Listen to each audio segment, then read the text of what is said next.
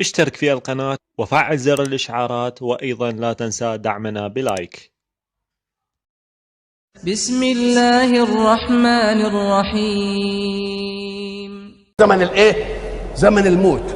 الموت ده احنا نصنع له عمرا بالقياس الى ذواتنا، ولكنه لا عمر له بالنسبة لمن مات. اللي ميت لا يشعر بالزمن ابدا. انت حين تنام ثم تستيقظ، لو قلنا لك انت نمت كم ساعة ما تعرفش. ليه؟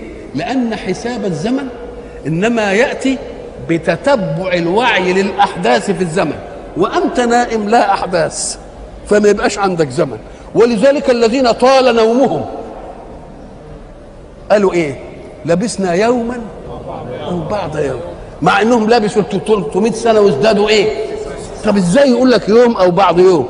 أما قال لك لأنه ما دام نام ما فيش أحداث تعمل إيه؟ تعمل الزمن.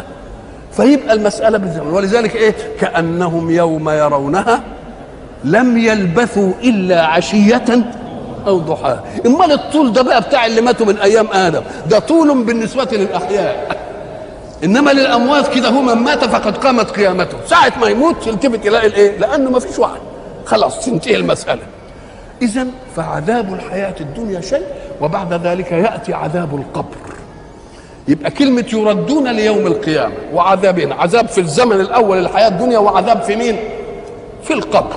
عذاب القبر هو في عذاب، قال لك العذاب في القبر هو لون من عرض ما يعذب به الكافر.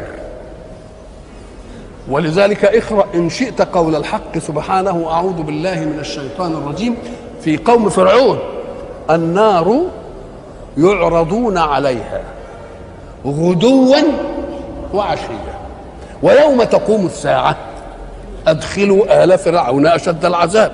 الله، إذن النار يعرضون عليها، لا زمن للإنسان إلا حياة الدنيا، الموت، الآخرة. طب ما دام ويوم تقوم الساعة تبقى خدت الزمن هو الآخرة؟ لا، يوم تقوم الساعة يبقى خدت الزمن الأخير بتاع الإيه؟ امال بقى يعرضون عليها ايه؟ امتى؟ قال لك لا مجال للعرض الا في زمنين اثنين، لان يوم تقوم الساعه خدت الزمن هو النهايه الاخره. طب اذا النار يعرضون عليها لم يبق لها الا زمنين اثنين، زمن ايه؟ حياه الدنيا والموت. طيب اعرضوا على النار في الحياه الدنيا غدوا وعشيا؟ ما عرضوش، يبقى باقي ايه؟ يبقى العرض في زمن الموت فقط. يبقى اذا ادي الحياه الدنيا وادي الموت وادي الاخره. الاخره قال ويوم تقوم الساعه ادخلوا ال فرعون.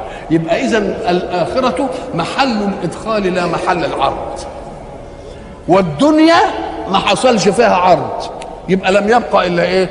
الا زمن الايه؟ الا زمن الموت، وهو الايه؟ المده في الايه؟ في القبر. اللي فيه بقى ايه؟ اما لكم يسموه عذاب القبر، انما العذاب قسمين: عرض ما يعذب به ودخول فيما يعذب به. ففي الآخرة دخول في العذاب، وفي القبر عرض للعذاب. يقول له شوف الحكاية اللي بتنتظرك اهي، وما دام الإنسان يرى الشر الذي ينتظر يبقى في عذاب، أو في غيره يبقى في غير عذاب. أسأل الله أن يحرم وجوهكم عن النار يا رب العالمين، وأسأله أن يبلغكم رمضان، وأن يجعلكم فيه من عتقائه من النيران. واللهم ارحم كل نفس ما أدركت رمضان، واشف كل مريض يا رحمن، واجعلنا ممن طال عمره وحسن عمله، واجعلنا في ذاك الشهر من الفائزين يا أكرم الأكرمين.